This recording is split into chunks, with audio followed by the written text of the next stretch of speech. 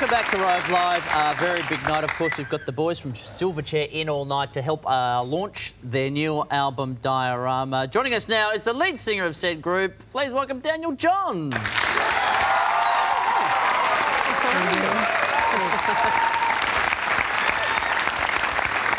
how are you? I'm all right. You going well? Yeah, I'm pretty good, actually. Yeah. I've got a slight arthritic problem, but other than that, I'm good. Now, how is it your legs or your knees? It's knees, mainly. It's kind of everywhere at different times. Depends on how I sleep or what aerobics I've been doing the day before. Aerobics? Do you do aerobics? Yeah, regularly. Mornings and afternoons. Now, is that to help move the bones around, help facilitate movement a bit more? No, I don't really do them. So is it just for recreational purposes? Do you put on a headband and a leotard, a bit of flash dance? Yeah, and my friends film it and we put a soundtrack to it. And Good stuff.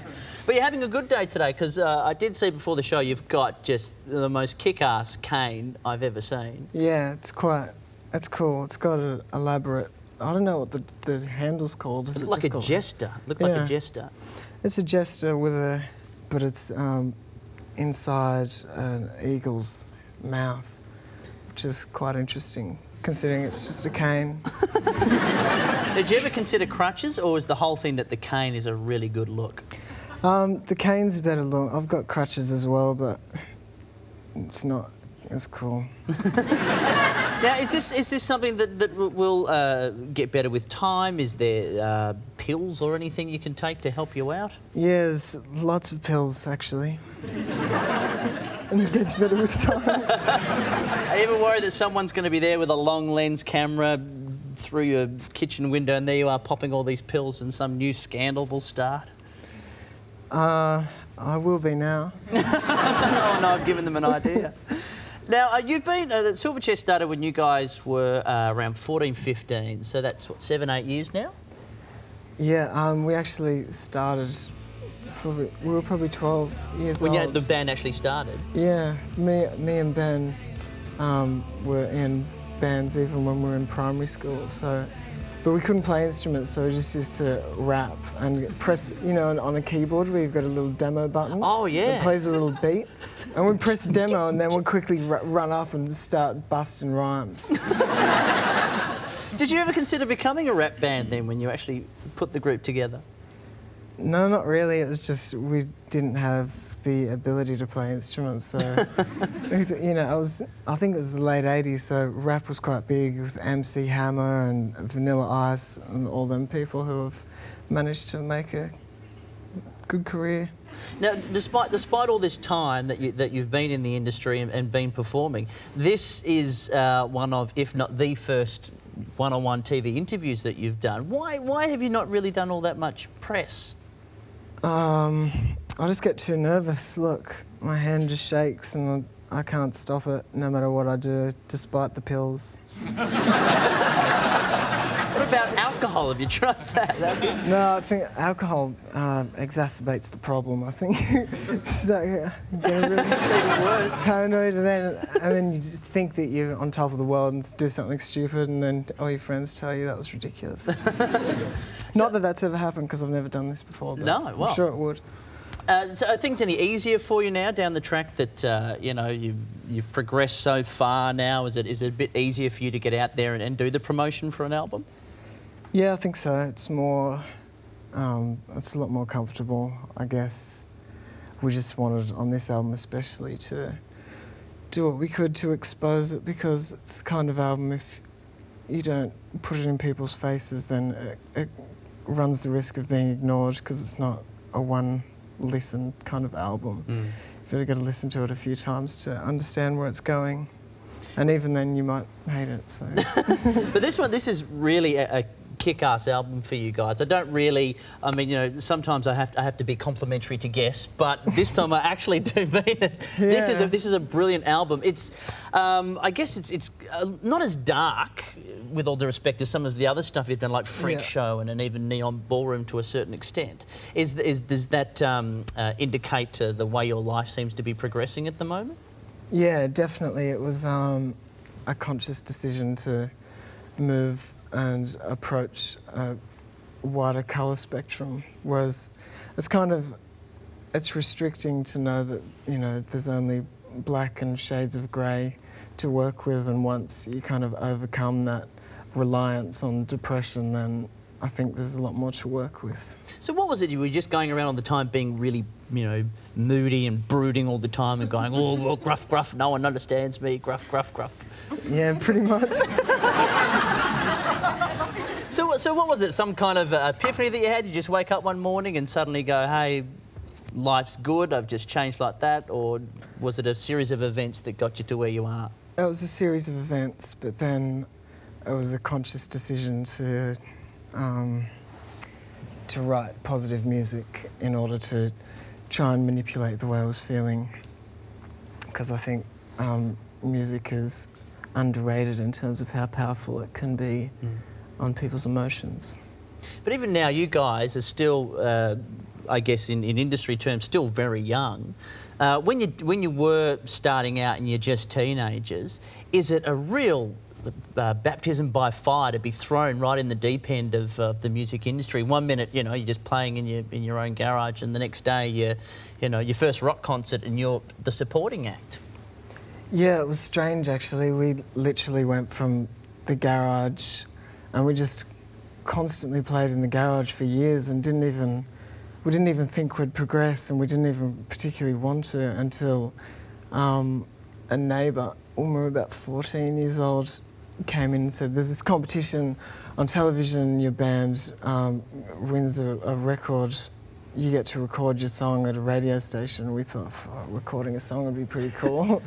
So we went in the competition and somehow we won. I honestly don't know how, because the demo was really, whatever. It was just... No, say, did it stink? Is that what you're saying? It was just not terrible. the best? It was just... I don't know how we won. They must have seen something that we didn't. So we won, and we're like, okay, great, we get to record a song, and we did it, and did a film clip, which was unbelievable. And then we got a record contract, and we were playing shows supporting bands that we never, even imagined ourselves even meeting. We just went from a garage band to playing in workers' clubs, and workers' club to us at that time was like 2,000 people. My God. I didn't know 2,000 people existed. And what were you guys like on tour? A bunch of, young teenagers on tour? Were you, trashing hotel rooms or causing trouble? Oh, we were pretty stupid. We didn't, we were incredibly enthusiastic, but at the same time we were incredibly confused and baffled as to how positively people were reacting to our music. We thought we'd fooled everyone, we got away with something. And, did you used to moon people from your tour bus, is that correct? Ben did. Ben was crazy. He lost the plot. We got a record deal, and the next thing we were in America on a tour bus, and every time you'd walk into a room, Ben's ass would be out the window. This is the next album cover, you never know. Well, I think it ended up, we replaced it with a frog. Yes, of course. But it probably looks exactly the same, you never know. Well, yeah, it's quite similar, actually. I don't want to think about it, I really don't. Well, look, thanks very much for sitting down and having a chat. Now you're going to head across in a second and bring this baby home with the boys again? Yeah, we'll bring this baby home. All right, rock the house like no one else can. All the best for the future. Look after yourself. Thank you. Take those pills, whatever you got to do. Keep up the aerobics. All right. Daniel Johns, everybody. Thanks, mate. Fantastic. We'll be back to hear from the boys in Silverchair.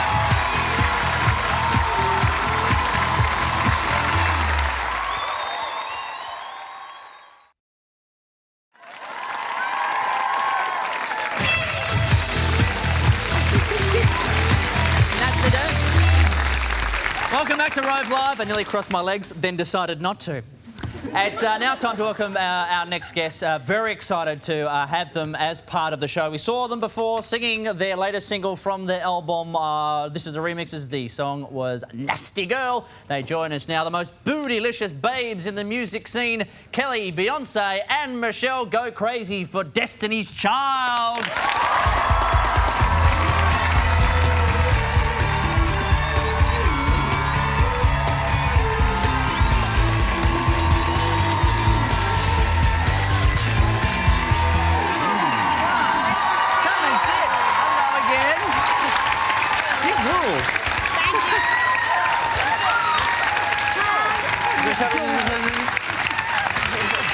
They all grabbed a little chocolate. Everybody grabbed a Smartie as they came in. Oh, it's a Smartie? We call them Smarties. Oh, they're not chocolate? Yeah, they're chocolate. I thought they were Skittles.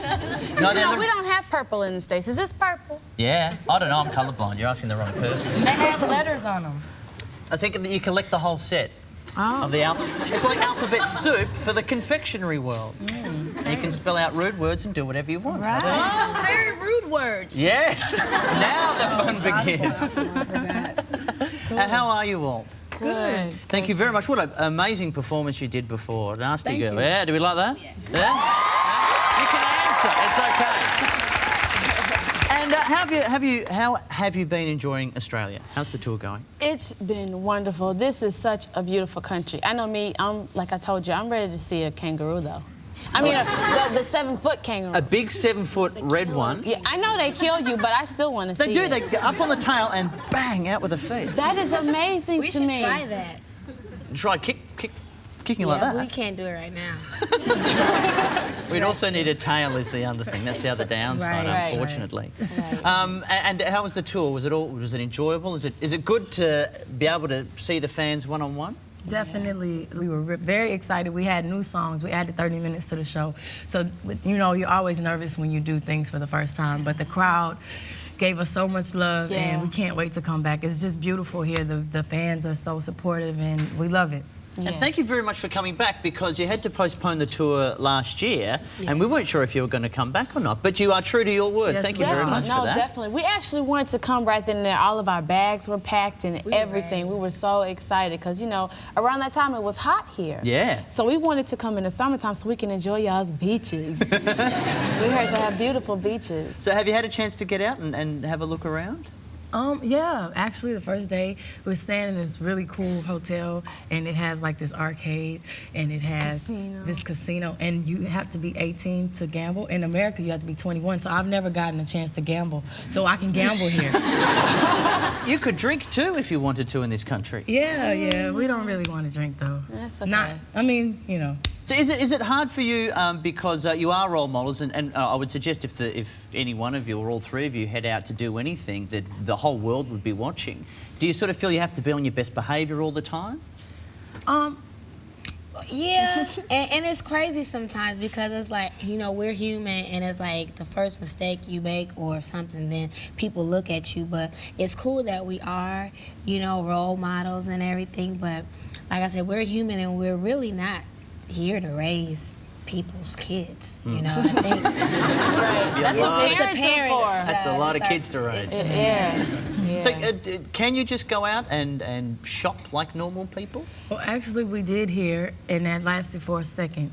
And all it takes is one person, and then they tell everybody else, and then they tell everybody else, and before you know it, we have a whole crowd. And we were on the arcade trying to do that game where you do like the dance. It has the arrows. Oh, no, that's unfair, because you'd be too good at that. We were terrible. we were like, people gonna say they are terrible. We're not going to their show. We need And a whole bunch of people were around us. We were like, y'all, let's stop now. They were expecting this big performance, and we're tripping over our feet, and it was terrible. But we saw two girls, and they were dun, dun, dun, dun, dun, They had it down. and they were like they were doing the routine. So we get up there. And We it thought, was- oh, okay, this is easy. We looked like some fools. Now, last time we spoke, I had just spoken to Elmo from Sesame Street, and you guys were set to appear on Sesame Street not long after we chatted last. Yes. Did it happen? Did you get to meet him? Yes. How was that? That was, let me tell you, I almost died when I met Elmo. I was like, oh my God. Like, you would never think that somebody like 20 years of age would actually like freak out over Elmo, but he's so popular everywhere, and he was His so voice cool. is so cute. Elmo! We had him doing like Destiny's Child dance routines, so it was doing really the weird. snake. We had He him doing danced this. for us, and he's got the moves for a little Yes, red Yes, hair he on is. top. And you have you heard the song "Wait a Minute"? He goes, "Wait a minute." It was so cool because he sang everything. He was cool. We love Elmo. That's our boy. Do you find that strange? strange because for me, you guys are probably some of the biggest names in the entire world when it comes to music, and for you to turn up on Sesame Street and you're just going, oh my God, to a puppet. Do you see how strange? They're not. No, to a 3-year-old red monster. Exactly. I'm sorry. Yes. But do you think about that at times, and does it mess with your head at all? A little bit. I know when you're growing up and you watch TV, you don't think you'll actually be on the set with all of the characters. Right. It's just unbelievable. It's a lot of things every day. Yeah. You things happen and it's like, oh my God, I can't believe this is happening. Like Shakira came to our concert. Yeah. Shakira. Yeah. She was there last night. That But was she didn't really know. cool. She is so sweet. She was Yes, beautiful. we had her on the show So last week. sweet. She was very nice. Yes, she very, was. very sweet. Little Very Colombian thing. beautiful person. She loves wiggling her hips. Yes. Yes. She does a great job too. Yes. Yes, we're going to learn how to wiggle our hips and bellies like that. Do you go out dancing, other than just the machines, but out to clubs and places like that? Oh, Sometimes. We tried to. It'd be hard to blend in, I would think. Yeah. Have you ever been out anywhere and one of your songs has come on? Yeah. Now, what's that like? We kind of want to we want them to go to another song. That's not. Well, I was at home and I went out with some friends of mine, and this might sound crazy, but I requested Bootylicious. You did? Did that fun?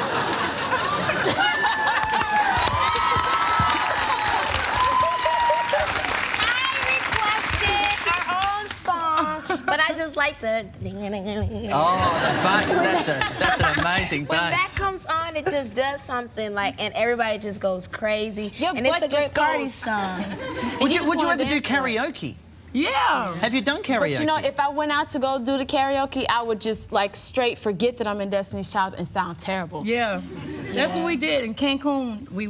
We had a show there and we did karaoke, but it was kind of we weren't singing really. We were acting silly, and everybody in the audience was like, We're not going they to were their expecting us to perform, so it kind of was weird. Yeah. Yeah.